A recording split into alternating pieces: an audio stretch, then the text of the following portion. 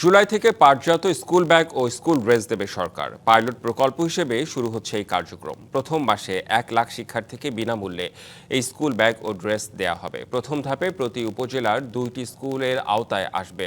ছেলে মেয়ে সমতা ও পাঠজাত দ্রব্যের ব্যবহার বাড়াতে এই উদ্যোগ নিয়েছে সরকার।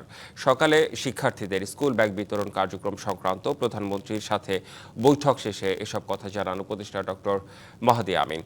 এ সময় স্থানীয় সরকার মন্ত্রী বলেন, সব বিদ্যালয়ে ছাত্রদের একই রকম পোশাক ও ছাত্রীদের পোশাকও একই রকম হবে। এই কার্যক্রম শিক্ষা, বস্ত্র ও স্থানীয় সরকার মন্ত্রণালয় সমন্বয় করবে বলেও জানান তিনি।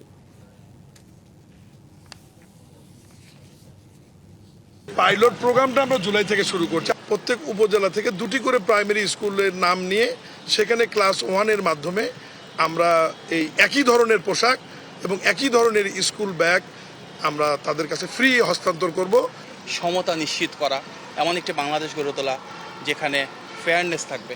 বাংলাদেশের একদম তৃণমূল থেকে শুরু করে সর্বোচ্চ পর্যায় পর্যন্ত প্রান্তিক এলাকায় আমরা ধাপে ধাপে এই একই ধরনের পোশাক, একই ধরনের ব্যাগ এবং দেশীয় উৎপাদিত পণ্য পৌঁছে দেব ইনশাআল্লাহ। 200-র বেশি সার্ভিস ও ফিচারে লেনদেনের সব বিকাশ অ্যাপে সম্ভব।